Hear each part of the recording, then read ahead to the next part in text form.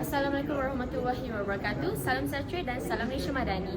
Saya Kadet Diadila bersama peserta DPA 2025-2026 dari sidang 1 dan sidang 3 baru saja selesai kelas-kelas berkenaan protokol persidangan antarabangsa dan juga protokol istana. Di sini bersama saya Kadet Nurin. Saya ingin bertanyakan apa pengalaman anda selepas menyertai kelas-kelas hari ini yang berkenaan dengan protokol. Baiklah, overall kelas protokol pada hari ini sangat membantu saya dari segi membantu meningkatkan lagi saya punya ilmu pengetahuan berkenaan dengan protokol-protokol yang ada, termasuklah protokol antarabangsa dan juga protokol istana.